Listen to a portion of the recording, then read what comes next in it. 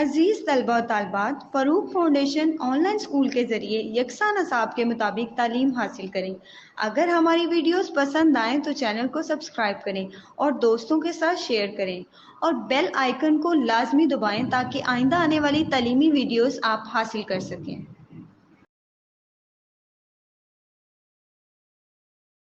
Assalamu alaikum class. In the name of Allah Almighty, who is most merciful and magnificent. My name is Fariha Iqbal and being mentor of class 8. In today's lecture, we will discuss the remaining chapter, dialogue, and I will give you a brief introduction of grammar portion which I have discussed and which I have mentioned on the front page, on the starting page of the dialogue. And I'm sure that you will understand what I am teaching you. Okay, let's start without wasting time. Let's start our lecture. First of all, you should have proper information and proper understanding what is the meaning of the noun. Noun is name of person, place, or thing. It may be anything, any person, any place. It doesn't mean specific. We specify the things. This thing is called noun and that thing is called noun. It doesn't mean. The name of any person, place, and thing fall under the category of noun. Anything which have name, that is called noun.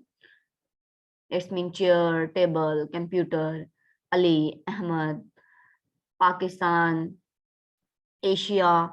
Each and everything fall under the category of noun. What is meant by collective? A group of person, place, and thing is called collective. Okay.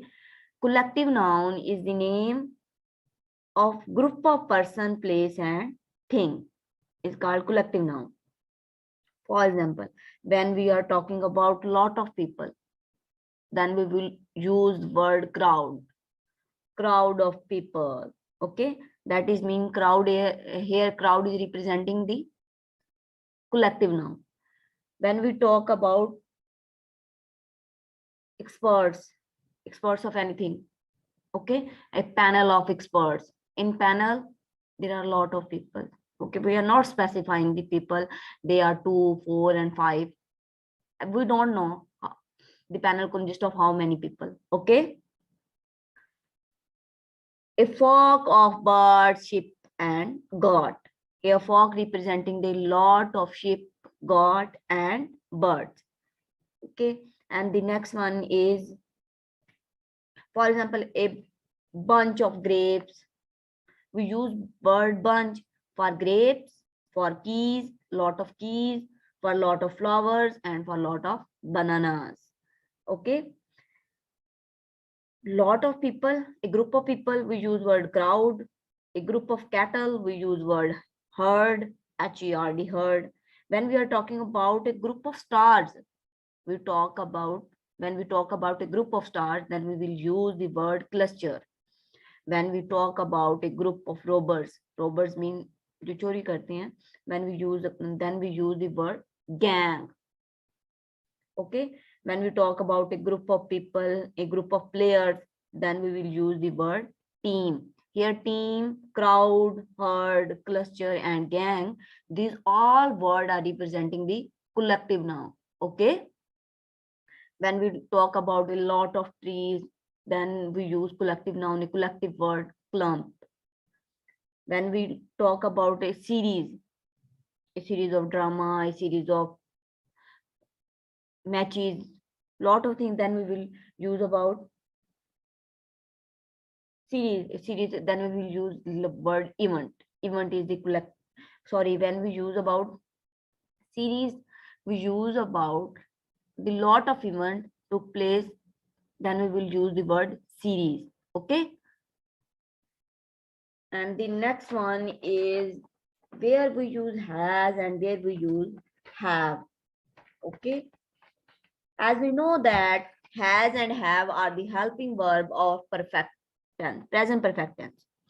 Present perfect tense, it means that we use has and have where the work is completed. Okay, has we use has with singular things. For example, we use has with she, with it, and with any singular. I will give you an example. He has blue car. Has and have also used for possession. When we have something and we showing possession, this thing is belong to me, then we will use the helping verb has and have. He has blue car. वो उसके पास blue car है. She has long hair. मतलब उसकी possession है. That's why we are using the word she, and she is the singular. That's why we use helping verb has. She has long hair. Ali has 5 brother. ये भी उसकी possession है, उसकी मलकियत है, उससे belong करते हैं.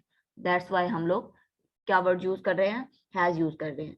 The table has book on it. किताबें टेबल पर हैं.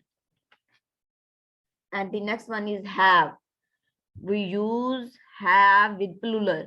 For example, we, they, you, and I. Okay. For example, they have many books at home. उनके पास बहुत सारी किताबें घर में हैं. इधर हम लोगों ने दे यूज किया है तो दे के साथ हेल्पिंग वर्ब आएगा हैव का. अगर हम लोग यहाँ पे यूज करते शी तो यहाँ पे हेल्पिंग वर्ब आना था हैज का. You have a kind heart. Okay. I have 3 bottles of water. तो इसमें भी हम लोगों ने जो I है ये प्लूरल कंसिडर किया जाता है. इसके साथ भी हम लोग हेल्पिंग वर्ब हमेशा प्लूरल वाला यूज करेंगे. The next one is we have many toys. मेरे पास बहुत सारे खिलौने हैं. We have finished our work. हम लोगों ने अपना काम मुकम्मल कर लिया. Okay, let's move to the translation of the chapter. Uncle, that's good. I am glad to know that your brother has thought it fit to help you immediately. चचा, बहुत अच्छी बात है. मैं ये जानकर बहुत खुश हुआ हूँ कि तुम्हारे भाई ने फौरी तौर पर तुम्हारी मदद करने का मुनासिब समझा है. Here, immediately mean फौरन, on the spot. Okay. और थॉट मीन सोचना किसी चीज के बारे में. वो कोई भी सोच हो सकती है. I am good, sorry I am glad. Glad mean खुशी होना. जब हम लोग को किसी बात की किसी चीज की सुन के खुशी होती है तो हम लोग कहते हैं I am glad to hear that. मुझे ये सुनकर खुशी हुई. I am glad to know that. मुझे ये जानकर खुशी हुई. ओके. आई नो, मैं जानता हूँ. ये अंकल कन्वर्सेशन कर रहा है. Okay. I know he has a, I know he is a good teacher. मैं जानता हूँ कि वो एक अच्छा उस्ताद है. What do you plan to do after your matriculation exam? ठीक है. पहले उन्होंने खुद ही क्वेश्चन करके खुद ही आंसर दे के अब वो फिर एक क्वेश्चन कर रहा है. What do you plan to do after your matriculation? आप अपने मैट्रिक के इम्तिहानात के बाद क्या करने का मंसूबा कर रहे हैं? ठीक है. मंसूबा रखते हैं या कर रहे हैं कि क्या आपका नेक्स्ट क्या प्लान है. उन्होंने पहले क्वेश्चन किया अंकल ने कि मुझे मतलब आंसर दिया कि मुझे बहुत खुशी हुई है कि तुम्हारा भाई ने तुम्हारी हेल्प करने का सोचा है. फिर उन्होंने उसी की प्रेज में उसकी बड़ाई बयान करते हुए उसको एक एजाज देते हुए उसके भाई को कि तुम्हारा भाई एक अच्छा टीचर है. ठीक है. देन उसने उससे क्वेश्चन किया, कासिम से क्वेश्चन किया है कि तुम्हारा नेक्स्ट क्या प्लान है, मैट्रिक एग्जाम देने के बाद तुम्हारा आगे क्या प्लान है. अब कासिम आंसर कर रहा है I have decided to go in for medicine if I get good position. Qasim, मैंने फैसला किया है कि अगर मेरी अच्छी पोजीशन आई तो मैं डॉक्टर के पेशे में चला जाऊंगा, मेडिकल फील्ड में चला जाऊंगा. If, however, I don't get good marks, I may go into business or agriculture. अगर मेरे अच्छे नंबर नहीं लेता, अगर मेरे अच्छे नंबर नहीं आते तो मुमकिन है कि मैं कारोबार या ज़राअत का शोबा इख्तियार कर लूं. ओके. उन्होंने अपनी 2 प्रायोरिटीज बताई हैं. जैसे हम कहते हैं हमारे 2 प्लान हैं. हमारा फर्स्ट प्लान ये है, अगर हम लोग इसमें कामयाब हो गए, सक्सीड हो गए तो देन वेल एंड गुड है. नहीं तो हमेशा हम लोगों ने किसी भी फील्ड में कोई भी चीज हम लोगों ने कैरियर हो या कोई भी और चीज हो तो हम लोग 2 प्लान रखते हैं कि प्लान ए और प्लान बी. तो उसका जो प्लान ए है वो ये है कि वो मेडिकल फील्ड में जाएगा, MBBS करेगा अगर उसके पोजीशन अच्छी आ गई है, मार्क्स अच्छे वो गेन कर लेता है. लेकिन बाय लक अनफॉर्चुनेटली अगर उसके मार्क्स अच्छे नहीं आते तो देन वो कौन सी फील्ड चूज करेगा, देन वो बिजनेस करेगा या एग्रीकल्चर फील्ड में जाएगा.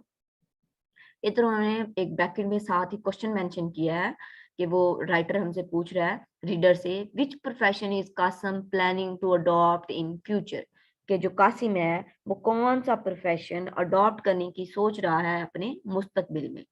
अभी हम लोगों ने मतलब दिया है कि उसकी दो प्रायोरिटीज हैं, कि फर्स्ट प्रायोरिटी प्लान ए क्या है और प्लान बी क्या है। प्लान उसका ए जो है वो है, Kasim has decided to go for medicine if we get good position. Otherwise, he may adopt business or agriculture. कि उसका प्लान ए है कि वो मेडिकल फील्ड में जाएगा, और फॉर एग्जांपल अगर उसके अच्छे मार्क्स नहीं आते तो then plan B agriculture and business. Okay, अब अंकल जो उसे रिप्लाई कर रहा है, whatever your plan for life are, Kasim तुम्हारी जिंदगी के लिए जो भी मंसूबे हों।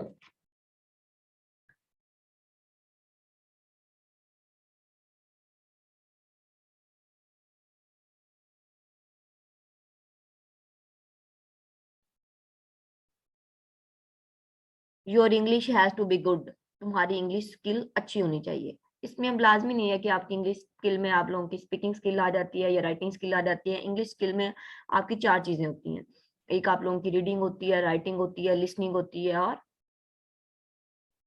अंडरस्टैंडिंग भी आप लोगों ने करनी होती है चीज। सारी चीजें एक दूसरे के साथ इंटरलिंक कर रही होती हैं। ओके, तो उसे कह रहा है कि तुम्हारी इंग्लिश स्किल्स अच्छी होनी चाहिए, मीन तुम्हारी स्पीकिंग स्किल भी अच्छी होनी चाहिए, तुम्हारी लिसनिंग स्किल भी अच्छी होनी चाहिए, तुम्हारी रीडिंग स्किल भी अच्छी होनी चाहिए, और तुम्हारी राइटिंग स्किल भी अच्छी होनी चाहिए। जो रीडिंग है वो हमारी जितना अच्छा, जो एक अच्छा जो रीडर है वो हमेशा गुड राइटर होता है, और जो एक अच्छा लिसनर है वो गुड स्पीकर होता है, उतना अच्छा स्पीकर होता है। रीडिंग और राइटिंग ये एक दूसरे से इंटरलिंक करती हैं, और जो स्पीकिंग स्किल है और लिसनिंग स्किल है ये एक दूसरे के साथ मैटर करते हैं। जब तक हम लोग बोलेंगे नहीं तब तक हम लोग सुन नहीं सकते। इंग्लिश सुनेंगे तो तब हम लोग इंग्लिश बोलेंगे, इंग्लिश पढ़ेंगे तो तब हम लोग इंग्लिश लिख पाएंगे। We should know that English has become an international language and the language of science and technology. हमें पता होना चाहिए, हमें मालूम होना चाहिए कि जो इंग्लिश है वो एक बैनुल कौमी जबान बन चुकी है, और साइंस और मतलब टेक्नोलॉजी की भी जबान इंग्लिश है। कि मतलब जितनी भी एप्स आजकल हमारे पास अवेलेबल फॉर एग्जांपल होती हैं, हम किसी चीज पे अकाउंट बना रहे होते हैं तो वो हमसे जो भी इंस्ट्रक्शन पूछ रहे होते हैं वो किस में होती हैं, इंग्लिश में होती हैं। अगर हम लोगों को इंग्लिश के बारे में हाउ नो नहीं है तो इट्स मीन हम लोग अपने ऐप भी यूज नहीं कर सकते। स्मार्ट टेक्नोलॉजी जितनी भी है, हमारा लैपटॉप है, हमारा मोबाइल है, जो भी डिवाइस है, तो उसको यूज करने के लिए भी हमें इंग्लिश आना जरूरी हो गया है। क्योंकि वो जो भी क्वेश्चन या जो भी उनकी रिक्वायरमेंट्स सिक्योरिटी वगैरह की होती हैं, तो वो जिधर भी हम लोग पूछ रहे होते हैं वो क्या इंग्लिश में आ रही होती है। ओके, तो इतनी इंग्लिश तो एटलीस्ट हम लोगों को इतनी चाहिए कि हम लोग अपनी टेक्नोलॉजी और साइंस को यूज कर सके। ओके, वो उसे डिवाइस कर रहा है, एडवाइस दे रहा है कि तुम्हें इंग्लिश इंग्लिश पे ज्यादा फोकस करना चाहिए। क्यों? क्योंकि इंग्लिश के बगैर सर्वाइवल आप लोगों का इम्पॉसिबल है। नो डाउट इंग्लिश एक मीडियम है कम्युनिकेशन का, लेकिन फिर भी इंग्लिश जरूरी बन गई है। Qasim, you are very right uncle, uncle आप बिल्कुल ठीक कह रहे हैं। I will keep that in my mind, मैं अपने जहन में रखूंगा इस बात को।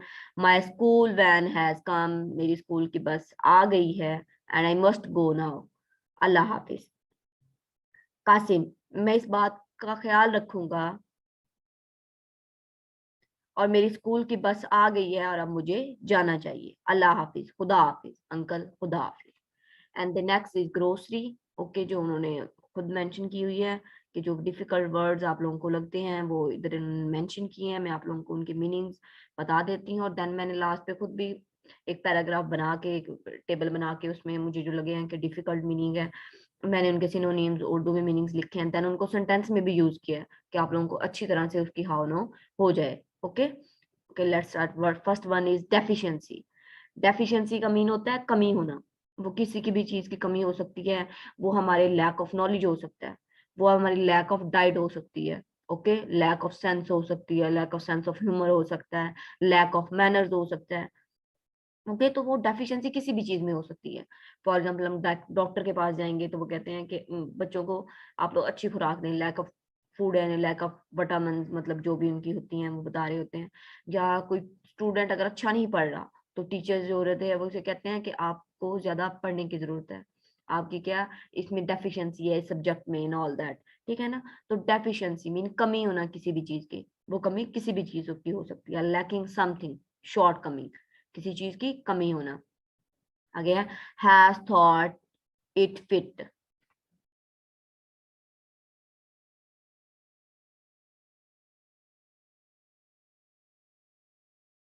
हैज थॉट इट फिट मतलब जिस तरह से वो मुनासिब लग रहा है या उसके साथ वो प्रॉपर फिट आ रहा है या नहीं आ रहा। Go in for, to close, to choose something as one career, मतलब जाओ और डिसाइड करो कि तुम्हें क्या करना है अपने कैरियर में, उसका नेक्स्ट प्लान क्या है, वो क्या करना चाह रहा है। अपने माइंड को मतलब रख के कि मेरा इस चीज में इंटरेस्ट है, जाओ और सोचो कि कौन सी चीज या कौन सी चीज में तुम इंटरेस्टेड हो और उसको फील्ड को एज ए फील्ड तुम लोग चूज करना चाहते हो। Go in for, to choose something as one career, अपने मुस्तकबिल के लिए, अपने फ्यूचर के लिए किसी प्रोफेशन को चूज करना।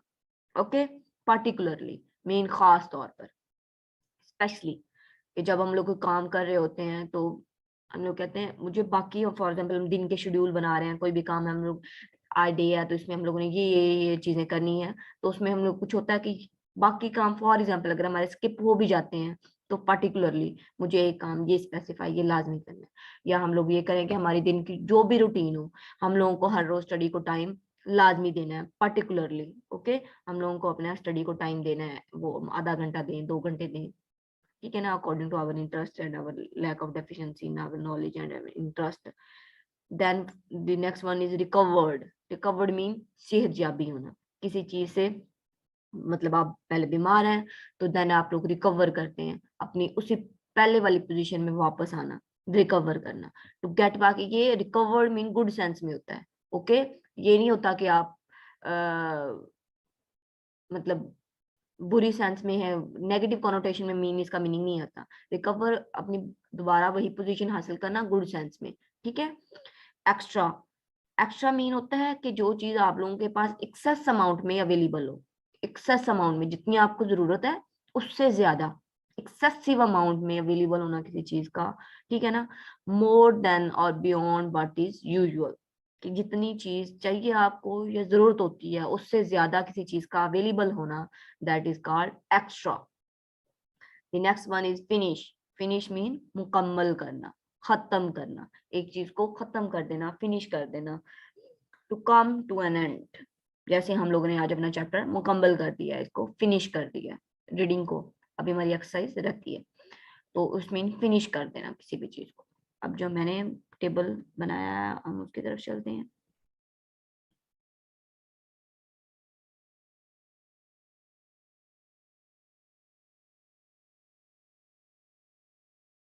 Okay, the first word is worried, worried mean परेशान होना, किसी भी चीज के बारे में परेशान होना।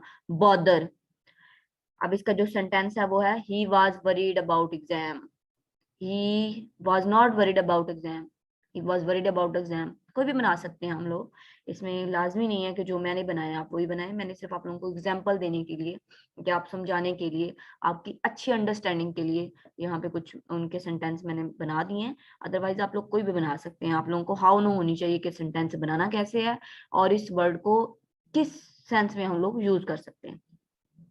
Next word is certainly, certainly mean यकीनी तौर पर, ठीक है ना। जैसे हम लोगों ने पीछे एक वर्ड पढ़ा है पार्टिकुलरली, मतलब खास तौर पर, तो सर्टेनली भी उसी सेंस में आता है कि खास तौर पर, ये assuredly. It will certainly rain tomorrow, वो प्रोडिक्शन दे रहा है, जैसे हम लोगों को 90% श्योरिटी होती है कि ये चीज होके रहेगी।